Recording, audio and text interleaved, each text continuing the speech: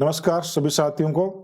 आज हम सॉल्यूशन के नेक्स्ट टॉपिक पर डिस्कस करने वाले हैं, जो कि हमारा रहने वाला टॉपिक है गैसों की द्रव्य में विलेयता।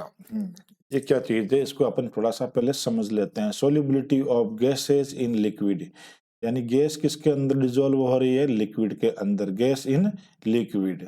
तो इसमें दो बातें आपको ये समझनी है कि इसमें सॉल्वेंट कौन है और सॉल्यूट कौन है। जो गैस है वो तो इसमें घुल रही है, तो गैस तो है हमारी विलेय पदार्थ, और विलायक हम क्या ले रहे हैं? लिक्विड ले रहे हैं, द्रव्य। तो जो द्रव्य होगा वो होगा आपका विलायक, और ये हम देखते हैं एक लिक्विड सॉल्यूशन बना रहे हैं। क्लियर?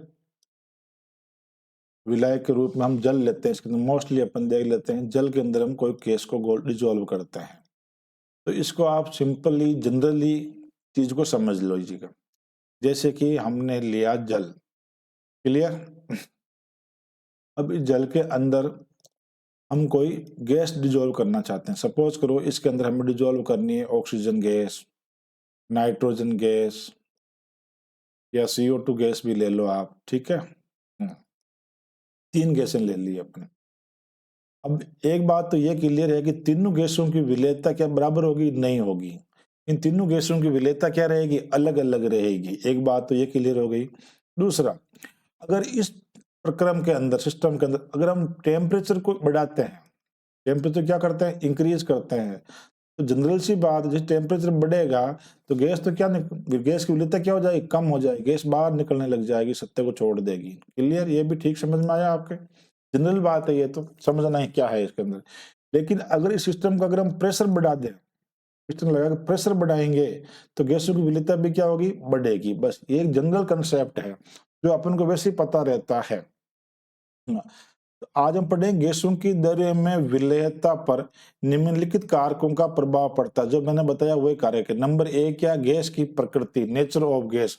इसका क्या मतलब हुआ कि जो अलग अलग गैसें होती है, उन अलग अलग गैसों की द्रव्य में विलेयता भी क्या होती है? अलग अलग होती है। किसी की विलेयता ज्यादा हो सकती है, किसी की विलेयता कम हो सकती है। जैसे कि मैं बात करूं दो गैसों की, एक ऑक्सीजन ले लूं और एक हाइड्रोजन ले लूं, तो इस जल के अंदर दोनों को जब अपन डिजोल्व करेंगे तो दोनों की विलेयता एक समान नहीं रहेगी। हाइड्रोजन गैस की विलेयता क्या रहेगी? कम घुलेगी हाइड्रोजन गैस, और ऑक्सीजन गैस क्या करेगी? अधिक घुलेगी। बस ये विलेयता होती है, तो अलग अलग होती है। इसलिए हम बोलते हैं जो द्रव्य में जो गैस की विलेयता होती है वो गैस की प्रकृति के ऊपर निर्भर करती है। ये आपको याद रहना चाहिए। नंबर दूसरा, ताप का प्रभाव। ये अच्छा इफेक्ट है, ध्यान रखना। बताया था आपने कि ताप बढ़ाने पर क्या होगा? गैसों की द्रव्य में विलेयता घट जाती है।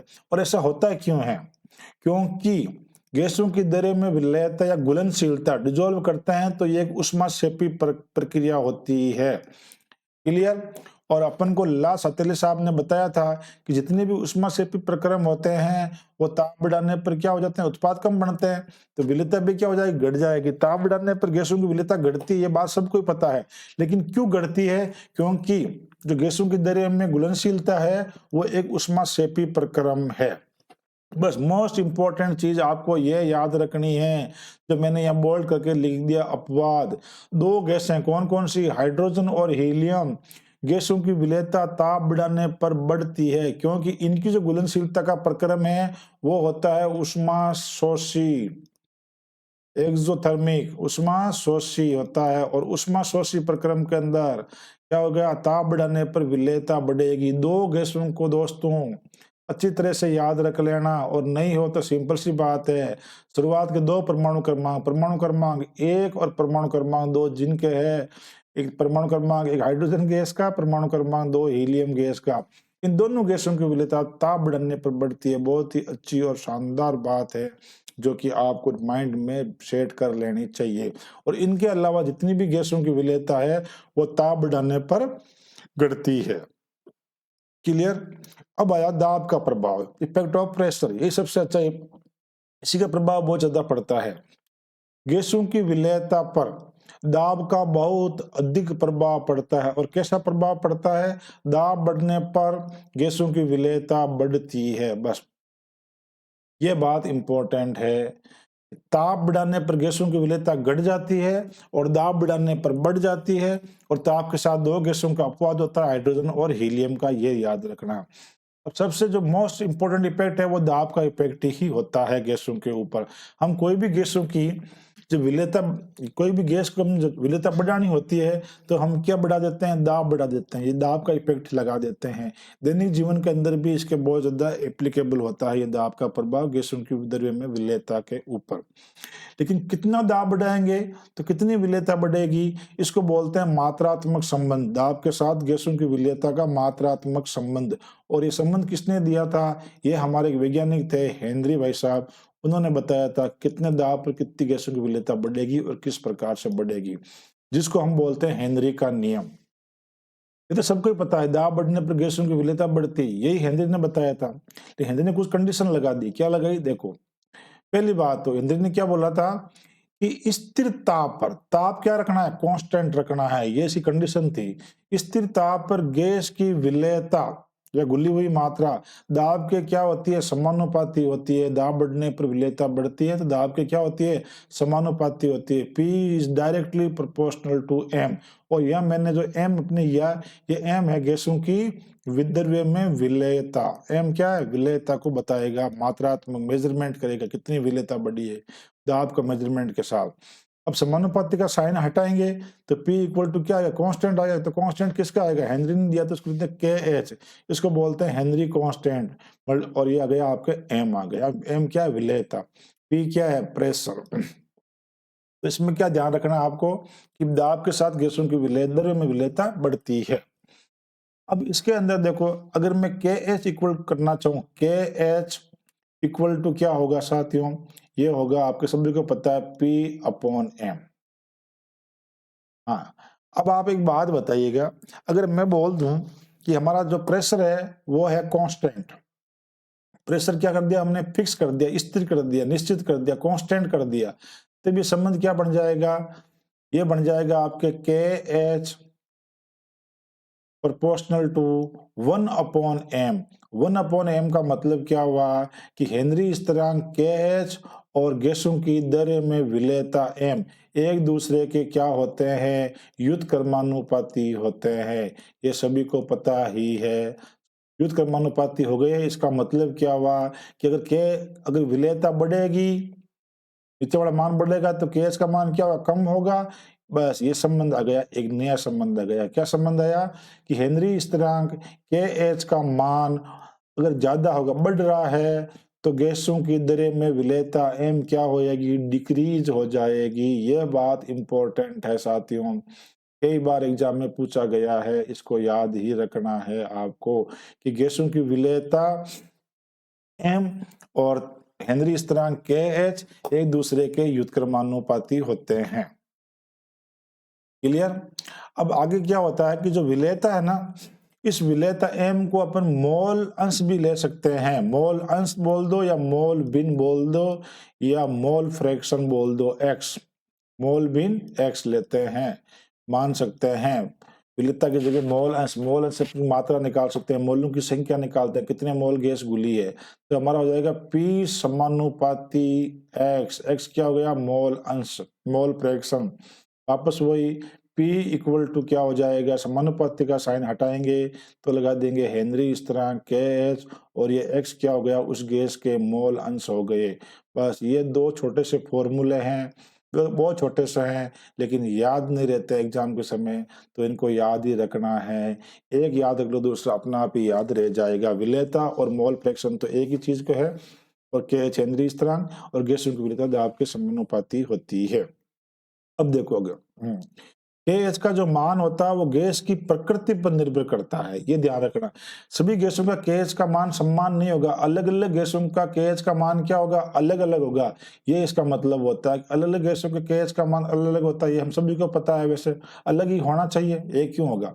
KH का मान गैस की प्रकृति पर निर्भर करता है, और गैसों की विलेयता भी गैस की प्रकृति पर निर्भर करती है, तो KH का मान भी गैस की प्रकृति पर निर्भर करेगा। Important line. दूसरा देखो, मैंने बताया था कि KH और विलेयता एक दूसरे के क्या होती है, युद्ध कर्मानुपाती होती है। याद कर लें तो KH का मान जितना अधिक होगा, द्रव्य में गैस की विलेयता उतनी ही कम होगी। क्लियर साथियों? अब मैं आपको कुछ गैसों के KH का क्रम बता देता हूँ। मैं कुछ इंपॉर्टेंट गैस लेता हूँ जो हर बार एग्जाम के कभी कभार पूछ लेते हैं। सबसे कम केस जो KH का मान होता है वो होता है CH4 मीथेन गैस का। उससे ज्यादा होता है आपके CO2 गैस का। क्लियर? और CO2 से ज्यादा होता है आपके ऑक्सीजन का। ऑक्सीजन से ज्यादा होता है आपके हाइड्रोजन गैस का। और हाइड्रोजन गैस से ज्यादा होता है आपके नाइट्रोजन गैस का। नाइट्रोजन गैस से ज्यादा होता है आपके हीलियम। वैसे हीलियम तो पता ही है आपके नोबल गैस है, अक्रिय गैस है। क्लियर? अब इसके अंदर मोस्ट इंपोर्टेंट बात क्या है कि KH का मान सबसे ज्यादा किसका है, हीलियम का है। और अभी भी देखा आपने इधर जाते हैं KH का मान क्या हो रहा है, इंक्रीज हो रहा है। अगर KH का मान बढ़ रहा है, KH क्या हो रहा है, इधर इंक्रीज हो रहा है, तो विलेयता क्या हो जाएगी, डिक्रीज हो जाएगी। तो विलेयता किधर बढ़ेगी, इधर जाने पर विलेयता क्या होगी, बढ़ेगी। एक दूसरे की उत्क्रमानुपाती होता है ना, विलेयता M क्या होगी, इधर इंक्रीज होगी। तो सबसे ज्यादा विलेयता किस गैस की होगी इनमें से तुलना करने पर, CH4 गैस की विलेयता द्रव्य में सबसे ज्यादा होगी। और सबसे कम विलेयता किसकी होगी, सबसे कम विलेयता आपके हीलियम की होगी। ध्यान रखना है, इंपॉर्टेंट लाइन। ये तो आपको याद ही रह जाएगा, KH और विलेयता एक दूसरे के व्युत्क्रमानुपाती होती है। अगर कई बार एग्जाम के अंदर आपको KH का मान दे करके विलेयता का क्रम पूछ ले, तो ध्यान रखना आपको उस गैस की विलेयता सबसे ज्यादा रखनी है जिसका KH का मान क्या है, बहुत ही कम है। और जो इसमें हीलियम गैस को तो याद ही रख लेना, हीलियम की गैस के लिए KH का मान ज्यादा होता है, इसलिए इसकी जल में विलेयता या किसी भी द्रव्य में विलेयता बहुत ही कम होती है। ये बात थी। अब हेनरी के नियम के हम डेली जीवन में एप्लीकेशन क्या है वो देखते हैं। हेनरी नियम के अनुप्रयोग क्या है वो देख लेते हैं। पहला अनुप्रयोग दिया हुआ है, सोडा जल एवं शीतल पेयों में CO2 की विलेयता बढ़ाने के लिए बोतल को अधिक दाब पर बंद किया जाता है। बिल्कुल सही बात है भाई। अपन कोल्ड ड्रिंक्स पीते हैं डेली जीवन के अंदर कि नहीं पीते हो? पेप्सी, कोका कोला जो भी आता है, एनर्जी ड्रिंक बोलते हैं आप उसको। तो उसके अंदर क्या मिलाते हैं अपन, CO2 गैस मिलाते हैं। और CO2 गैस की विलेयता बढ़े, विलेयता क्या हो, इंक्रीज हो, इसलिए हम उस पैकिंग को क्या करते हैं, अधिक दाब पर बंद करते हैं। जैसे कि देखो एक एनर्जी ड्रिंक है, ये आपको बता रखी है। अब इसको क्या करते हैं, इसमें CO2 गैस घोल देते हैं। CO2 गैस ज्यादा घुले, इसके लिए क्या करते हैं हम, सोडा अंडर हाई प्रेशर, जैसे इस कैन को हाई प्रेशर पर अपन पे कर देंगे, तो देखो ये इसके अंदर देखो CO2 के मॉलिक्यूल दिखाई दे रहे हैं आपको, यानी CO2 के पूरे मॉलिक्यूल द्रव्य में क्या हो गए, डिसॉल्व हो गए। लेकिन जैसे ही अपन इसका ढक्कन ओपन करते हैं तो प्रेशर हटता है, प्रेशर हटते ही क्या हो जाता है, CO2 के मॉलिक्यूल बाहर निकलने शुरू हो जाते हैं। और ये तो आप जानते हैं, सभी लोग देखा ही होगा आपने कि किसी पेप्सी है या कोका कोला है, उसको जैसे ही अपन खोलते हैं तो उसमें से गैस बाहर निकलती है, गैस के मॉलिक्यूल बाहर भागने लगते हैं जल्दी जल्दी, लेकिन पूरे के पूरे नहीं भाग पाते हैं, कुछ ही भागते हैं। लेकिन समय के साथ सब गैस धीरे धीरे सब के सब बाहर निकल जाते हैं। इसलिए बोलते हैं कि एनर्जी ड्रिंक जो होता है उसको कैन के अंदर ही पीना चाहिए, गिलास विलास के अंदर लेकर के नहीं पीना चाहिए। गिलास में लोगे तो उसमें क्या होगा, CO2 और ज्यादा बाहर निकल जाएगी। और हाथों हाथ ही पी लेना चाहिए, लंबे टाइम में तो ओपन करके रखना नहीं चाहिए, तो पूरी पूरी CO2 बाहर निकल जाएगी। यही बात है, ठीक है। अब एक क्वेश्चन दिमाग में आया होगा कि वैसा इसने किया ही क्यों, और CO2 मिला ही क्यों मायने, कहीं काम करे CO2 आपने, ये भी जानो आप। जैसे वाटर है, इसके अंदर पानी तो होगा एनर्जी ड्रिंक के अंदर, तो H2 के साथ जब CO2 को हाई प्रेशर पर डिजोल्व करते हैं, इसमें पानी भी नहीं होता और भी कुछ होता है, लेकिन पानी वाटर तो होगा ही होगा। तो ये वाटर क्या करता है, CO2 के साथ, CO2 जो है वाटर के साथ रिएक्ट होकर क्या बना देगी, आपके H2CO3 बना देगी, कार्बोनिक एसिड। अब आप बोलोगे भाई साहब कार्बोनिक एसिड पीने की हमारे को क्या जरूरत पड़ी, देख लो अब आप खुद ही पी रहे हो आप एसिड, तेजाब है ना। लेकिन ये वीक एसिड होता है, कोई बात नहीं, लेकिन एसिड तो एसिड होता है। एसिड स्वाद में कैसा होता है, खट्टा होता है। तो इस कोल्ड ड्रिंक्स का टेस्ट अच्छा करने के लिए ही CO2 गैस मिलाते हैं, तभी तो आप पीते हो उसको, अच्छे टेस्ट के लिए पीते हो, हालांकि नुकसान तो करती है। और जिसका टेस्ट अच्छा होगा वो नुकसान जरूर करेगी, है ना। दूसरी बात समझ लें और CO2 का क्या है इसके अंदर, अगर CO2 गैस ज्यादा डिजोल्व हो जाएगी इसके अंदर हाई प्रेशर के ऊपर, तो ऑक्सीजन गैस को बाहर निकलना पड़ेगा। अभी देखो मैंने क्रम बताया था आपको विलेयता का, केएच के मान का था, तो यहाँ देख लीजिएगा आप क्या बताया था कि CO2 में केएच का मान कम होता है ऑक्सीजन की तुलना में, तो विलेयता ज्यादा किसकी होगी, CO2 की ज्यादा विलेयता होगी, किसके कंपैरिजन में, ऑक्सीजन के कंपैरिजन में। तो जैसे ही अपनी CO2 ज्यादा डिजोल्व होगी तो ऑक्सीजन बाहर निकल जाएगी, ऑक्सीजन का स्पेस कौन ले लेगी, CO2 गैस ले लेगी जाकर के, क्योंकि ऑक्सीजन की तुलना में CO2 की विलेयता अधिक है। और अधिक क्यों है, क्योंकि उसका केएच का मान कम है। अब ऑक्सीजन बाहर निकलने से क्या हुआ, ऑक्सीजन बाहर निकलने से यह हुआ कि ये जो ड्रिंक्स है लंबे समय तक प्रिजर्व रहेगी, संरक्षित रहेगी, खराब नहीं होगी, इसलिए हम CO2 गैस बढ़ते हैं। तीसरी बात, और इसका क्या फायदा है, CO2 गैस जैसे इसमें देखा होगा आपने, इसको जब कभी कैन को हिलाया होगा आपने तो इसमें जाग बनते हैं, बुलबुले बनते हैं, ठीक है ना। तो ये क्या करता है, इस ड्रिंक को सॉफ्ट बनाता है जाग, क्लियर। तभी तो हम इसको बोलते हैं सॉफ्ट ड्रिंक। और इसको सॉफ्ट ड्रिंक क्यों बोलते हैं, और तो इसको सॉफ्ट ड्रिंक बोलने का कोई रीजन नहीं है, CO2 की वजह से ये क्या चिप्सी बन जाती है, जाग बुलबुले बन के, जाग बन करके ये सॉफ्ट बन जाती है, इसलिए इसको बोलते हैं अपन सॉफ्ट ड्रिंक बोलते हैं। सोचा कभी आपने ऐसा नहीं सोचा हो, तो आज हमने समझ ही लिया है इसका रीजन क्या है। दूसरा क्या है, केंद्रीय नियम का एप्लीकेशन क्या है कि गहरे समुद्र के अंदर आप जाओगे, श्वास लेते हुए गोताखोरों को अधिक दाब पर गैसों की अधिक घुलनशीलता का सामना करना पड़ सकता है। ये क्या प्रॉब्लम है भाई, इसका समझ लेते हैं। ये आपको गए स्कूबा ड्राइवर दिख रहे होंगे आप, कैरिंग ऑक्सीजन सिलेंडर, ये ऑक्सीजन सिलेंडर लेकर के पानी में डुबकी लगाने वाला है भाई साहब जी ये। और जैसे ही ये पानी में डुबकी लगाएंगे और ये पानी, यहाँ ये पानी हो गया आपका, ये समुंदर जो है डुबकी लगाई इन्होंने, और जैसे ही ये पानी के अंदर जाते हैं तो ऊपर से क्या लगता है, पानी का हाई प्रेशर लगता है। और जैसे ही प्रेशर बढ़ेगा, दाब क्या हुआ, बढ़ा, दाब इंक्रीज हुआ, तो गैसों की विलेयता क्या हो जाएगी, ज्यादा हो जाएगी। इन भाई साहब के जो ये धमनियां होती है, रक्तवाहिनियां होती है, इनके अंदर गैसों की विलेयता क्या हो जाएगी, बढ़ जाएगी। बढ़ गई कोई बात नहीं, लेकिन जैसे ही हाथों हाथ किनारे पर आएंगे और दाब हटेगा, और दाब हटते गैसें फास्ट फास्ट शरीर से बाहर निकलेगी, जब गैस जल्दबाजी में बाहर निकलेगी, क्योंकि उनकी विलेयता बहुत ज्यादा थी पहले। अब ये क्या हो गया, दाब हट गया, विलेयता घट गई, तो गैस क्या निकलेगी, शरीर से बाहर निकलेगी। वही बात है, जैसे कि ये कैन था, इस कैन में CO2 घुली थी, जैसे कैन को अपने यहाँ ओपन किया, ये गैस बाहर भागने लग गई जल्दी जल्दी।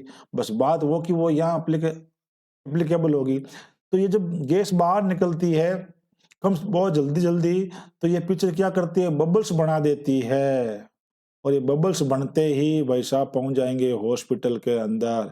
इस बीमारी को हम बोलते हैं बेंड्स, और ये जानलेवा भी हो सकता है, ध्यान रखना। अब ये अपन को यहाँ से इंपॉर्टेंट वर्ड यूज लेना, बेंड्स, कि गोताखोर जो होते हैं उनमें कौन सी जो ऑक्सीजन की जो विलेयता बढ़ने की वजह से कौन सी समस्या का सामना करना पड़ता है, उनको बेंड्स की समस्या का सामना करना पड़ता है। और बेंड्स क्या होते हैं आपके, कि अधिक दाब पर गैसों की विलेयता धमनियों में बढ़ जाती है, और जैसे दाब बढ़ता है वो बाहर आते हैं तो गैसें शरीर से बाहर निकलती है, पीछे रक्तवाहिनी में बुलबुले बन जाते हैं, बबल्स बन जाते हैं, और उस बबल्स को हम बोलते हैं बैंड्स बोलते हैं, क्लियर।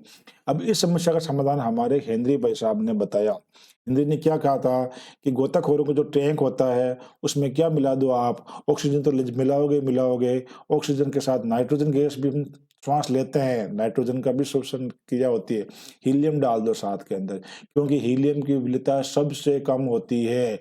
ये इनकी विलेयता कम होती है तो ये बाकी को इतना अधिक डिजोल्व नहीं होने देगी, और अधिक जो गैसों की विलेयता है रुधिर वाहिनियों में कम विलय होगी, तो वो बेंड्स की समस्या नहीं होगी। ये ध्यान रखना है कि जो गोताखोरों का टैंक होता है उसमें कौन सी गैसें मिलते हैं, हीलियम, नाइट्रोजन और ऑक्सीजन। इसको हम बोलते हैं ट्रीमैक्स बोलते हैं, तीन गैसें मिलाई ना, ट्रीमैक्स बोलते हैं। इस हीलियम गैस के मिलाने से बेंड्स की समस्या का समाधान हो जाएगा, और डाइवोर्स की जान के लिए खतरा नहीं होगा। नेक्स्ट देखो, अधिक ऊंचाई वाली जगह पर जाओगे, पर्वतारोही होंगे, आरोहक होंगे, ऊपर जाएंगे अपन, ऊपर जाएंगे तो हवा का दबाव क्या रहेगा, कम रहेगा, दाब क्या हो जाएगा, घट जाएगा। और जब दाब घटेगा तो विलेयता एम भी क्या हो जाएगी, घट जाएगी, क्योंकि विलेयता और दाब एक दूसरे के समानुपाती होते हैं। और ऊपर जो आरोक होते हैं उनमें क्या होता है, ऑक्सीजन की सांद्रता घट जाएगी कम दाब के कारण, और आरोक कमजोर हो जाते हैं और सोच नहीं पाते हैं। इन लक्षणों को हम एनोक्सिया बोलते हैं। ये पढ़ने कोई हमारे को मतलब नहीं है। हमारे को तो ये ध्यान रखना है कि पर्वतों पर रहने वाले लोग या पर्वतारोही के अंदर कौन से लक्षण दिखाई देते हैं, किस बीमारी के, तो एनोक्सिया के दिखाई देते हैं। एनोक्सिया क्या होती है कि वहां पर निम्न दाब के कारण ऑक्सीजन की सांद्रता उनके शरीर रुधिर वाहिनियों में घट जाती है। क्लियर? तो एक बात अपन इसमें ये सोच लें कि जो पर्वतारोही होते हैं वो जो ऑक्सीजन का सिलेंडर लेके जाते हैं उनमें हम सिर्फ और सिर्फ ऑक्सीजन गैस ही यूज करते हैं। वहां पर हीलियम करने की जरूरत नहीं है क्योंकि ऑलरेडी विलेयता कम है। तो ये मोटी मोटी बात पढ़ी थी हमने। हमारा टॉपिक क्या था? गैस की दरियो में विलेयता। क्या था? गैस की दरियो में विलेयता। इसके अंदर कुछ नहीं है, एक मिनट का काम है। गैस की द्रव्य में विलेयता के अंदर कुछ नहीं पड़ा। नंबर एक बात हमने ये देखी थी कि विलेयता जो होती है गैस की, वो गैस की प्रकृति पर डिपेंड करती है। नंबर दो चीज क्या पड़ी थी? ताप को देखा था, ताप का प्रभाव। ताप बढ़ाने पर विलेयता घटती है क्योंकि विलेयता एक ऊष्माक्षेपी प्रक्रिया है, लेकिन केवल दो गैसें, एक हाइड्रोजन और एक हीलियम में उल्टा होता है। तभी ये इंपॉर्टेंट हो गया हमारे लिए, उल्टा किया इसने, तभी तो इनको याद रखना पड़ेगा। जो नियम के विरुद्ध होते हैं वो जल्दी याद रहते हैं, है ना? पता है आपको, नियम का पालन करता उनको कोई याद नहीं रखता। दाब, दाब बढ़ने पर विलेयता भी क्या होती है? बढ़ती है। ये पढ़ा था। इसके साथ हमने पढ़ा था के एच हेनरी स्थिरांक। के एच क्या कहता है? के एच का मान बढ़ेगा तो विलेयता घटेगी। बस ये पढ़ा था हमने और इसमें कुछ नहीं पढ़ा था। बस इतना सा याद रह जाएगा। छोटा सा टॉपिक था ये, लेकिन एग्जाम की दृष्टि से बहुत ही इंपॉर्टेंट है क्योंकि एग्जाम के अंदर, कंपटीशन एग्जाम के अंदर में से क्वेश्चन पूछते ही पूछते हैं। कैसे क्वेश्चन पूछते हैं अपन देख लेते हैं, अभी आपको दिखा देते हैं। हाँ, ये पहला क्वेश्चन देखो। School lecturer first grade exam 2015 के अंदर आया, न्यूमेरिकल क्वेश्चन आया, बहुत ही आसान क्वेश्चन था। इनमें जो आंकड़े दे रखे हैं, डाटा, इनको देख कर डरना नहीं है। क्या है? यदि 25 डिग्री सेंटीग्रेड पर किसी गैस के 200 टोर वाष्प दाब कोई मतलब नहीं है अपन को, उसका विलियन में मोल अंश दे रखा है, मोल अंश या मोल फ्रैक्शन 5 × 10⁻³ तो इसका हेनरी नियम स्थिरांक, यानी क्या पूछा भाई साहब, इसने के एच को ही पूछ लिया है। कोई बात नहीं, ये कोई लंबा चौड़ा फॉर्मूला ही नहीं था, हमें तो पता ही था कि जो गैसों की विलेयता होती है वो दाब के समानुपाती होती है। दाब के समानुपाती होती है। विलेयता की जगह मैंने क्या बोला था आपको? विलेयता को हम कंसिडर कर सकते हैं मोल भिन्न से, तो P directly proportional to mole fraction X पढ़ा था। और क्या देखा था? P इक्वल टू होता है, जब प्रोपोर्शनल का साइन हटाएंगे, समानुपाती का चिन्ह हटेगा, तो स्थिरांक आ जाएगा हेनरी स्थिरांक, और ये हो गया X। अब इसने हमको क्या पूछा, हमसे क्या पूछा? के एच पूछ लिया है, तो के एच निकाल देंगे, उसमें कोई बड़ी बात नहीं है, निकाल लो भाई। कहीं के एच निकाल दा, के एच बराबर कहीं आ जाए आप रे पी अपॉन हो जाए आप रे एक्स। बस कुछ नहीं करना है। प्रेशर दे ही रखा, कितना दे रखा? 200 टोर। 200 टोर आंसर देखो आप, टोर में दे रखे हैं तो और भी अच्छी बात है, प्रेशर को कन्वर्ट नहीं करना पड़ेगा। एटमॉस्फेयर है एक, बार एक पास्कल है ना, जिसमें जिसमें क्वेश्चन में जो यूनिट दे रखी है दाब की, वो यूनिट आंसर में दे रखी है, हमारे लिए एक अच्छी बात है। Divided by x.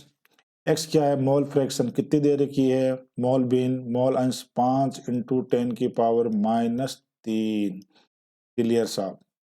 हो गया? कितना मतलब जाती है? 5 से काट दो इसको, कोई बात नहीं, कितना आ जाएगा? 40 हो जाएगा ना। 5 4 जा 20, जीरो लगा दो।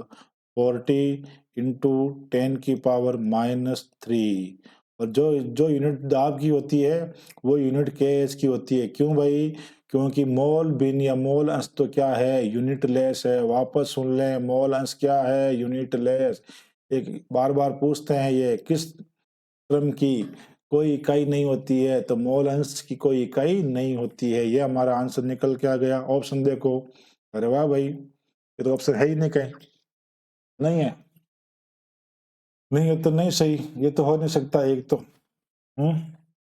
10 की घात, सॉरी मैंने यहाँ पर प्लस माइनस लिख दिया घात के अंदर, ये माइनस नहीं होगा, ये प्लस होगा आपके। क्यों? क्योंकि ये 10⁻³ नीचे था, इसको ऊपर लेकर जाओगे तो क्या होगा? प्लस में आएगी ना, 10⁻³ प्लस में आएगी। क्लियर है? तो ये गलत हो गया आपके। दूसरा ये प्लस में 4 दे रखा है या 2 दे रखा है, इसलिए ये नहीं हो सकता है। 2.5 भी नहीं हो सकता है। हाँ, 40 की जगह इन्होंने 4 लिखा है, बिल्कुल लिखा है। 0 इधर आगे पावर में भेज दिया, तो 40 इंटू 10 की पावर 3 के 4 इंटू 10 की पावर 4 कर सकते हैं अपन। तो हमारा ऑप्शन नंबर 1 सही हो जाएगा। क्लियर? बिल्कुल सिंपल मैथमेटिक्स और एक खाली इतने से फॉर्मूले से इसको आपका क्वेश्चन सही हो रहा था। इससे आसान बात और कुछ हो नहीं सकती है भाई। हाँ, ये आया आपको लेक्चर टेक्निकल एजुकेशन डिपार्टमेंट के अंदर हुआ 2020 के अंदर पेपर हुआ, उसमें क्या पूछा गया है? Least soluble gas in water, जल में सबसे कम विलेय गैस कौन सी है? अरे वाह भाई वाह, बहुत ही अच्छा। अभी मैंने जो क्रम लिखा था उसमें केएच का मान हाईएस्ट किस में बताया था? हीलियम में बताया था। तो सबसे कम विलेयता भी किसकी होती है? हीलियम की होती है। सबसे कम विलेयता होने के कारण ही इसको हम डाइवर्स होता है, स्कूबा डाइवर्स उनके ऑक्सीजन सिलेंडर में बढ़ते हैं। रीजन क्या है? कि हीलियम की विलेयता सबसे कम होती है। तो ये कोई बात पूछने वाली थी, हमको पहले से पता था। लेकिन अगर यही क्वेश्चन पूछ लेता आपसे और पूछता इनमें से सबसे हाईएस्ट सोल्यूबल कौन है, सबसे अधिक विलेय गैस कौन है, तो कौन बनती है? हमारे CO2 बनती है। CO2 की विलेयता अधिक होती है। क्लियर साथियों? नेक्स्ट क्वेश्चन देखते हैं। ये आया assistant professor 2023 college lecturer. Henry नियम लागू होने हेतु अधोलिखित में से कौन सी दशा आवश्यक है? पता है आपको? जब हेनरी नियम की हमने परिभाषा दी थी तो क्या बोला था हमने? यही बात बोली थी कि स्थिर ताप पर, किस पर? स्थिर ताप पर गैस की विलेयता दाब के समानुपाती होती है। ये कंडीशन है। कहीं दिख रहा था constant temperature, the temperature must be ताप स्थिर होना चाहिए। अगर हेनरी को याद करोगे तो ये जरूर ध्यान रखना कि उसका टेम्परेचर क्या रहना चाहिए? रिमेनिंग कांस्टेंट मस्ट होना चाहिए। ये ताप स्थिर होगा तभी हेनरी का नियम लागू होगा। तो स्थिर ताप पर यह हेनरी का नियम लागू होता है। क्लियर साथियों? आगे देखते हैं नेक्स्ट क्वेश्चन क्या आया है। ओहो, ये हाल ही एग्जाम हुआ था असिस्टेंट प्रोफेसर 2025 के अंदर पूछा, क्या पूछा? हेनरी नियम के संबंध में निम्नलिखित कथनों पर विचार कीजिए। कोई बात नहीं, कर लो विचार भाई। विचार कर हम कहीं लागे आपने कहा विचार कहीं विचार करना है कि हेनरी नियतांक या हेनरी स्थिरांक, ये की बात हुई। के एच गैस की प्रकृति पर निर्भर करता है, बिल्कुल करता है। हमें तो ये भी पता है अलग अलग गैसों में हेनरी स्थिरांक अलग अलग होता है, पता ही है। हीलियम का सबसे ज्यादा होता है, इसलिए उसकी विलेयता कम है। किसी दिए गए दाब पर KH का मान उच्च होने पर, KH का मान उच्च होने पर गैस की दरें में विलेयता निम्न होगी, बिल्कुल होगी। हमने बता दिया था आपको पहले से ही। ये भी स्टेटमेंट बिल्कुल सही है। क्लियर? पहला भी सही था, दूसरा स्टेटमेंट भी सही है इसका। किसी दिए गए दाब पर केएच का मान उच्च होने पर गैस की द्रव्य में विलेयता भी उच्च होगी। नहीं भाई, ये तो उल्टी बात हो जाएगी ना, नहीं होगी, ये काम नहीं करेगा भाई। ये स्टेटमेंट आपका गलत है। तो सही स्टेटमेंट कौन सा हुआ? तो लिखा सही कथन है। अगर ये बोलता गलत कथन है तो गलत हम किसको मानते? नॉट करेक्ट किसको मानते? सी को। लेकिन दो कथन सही है। कौन कौन से? ए और बी कथन सही है। तो हमारा इसमें करेक्ट ऑप्शन कौन सा होगा?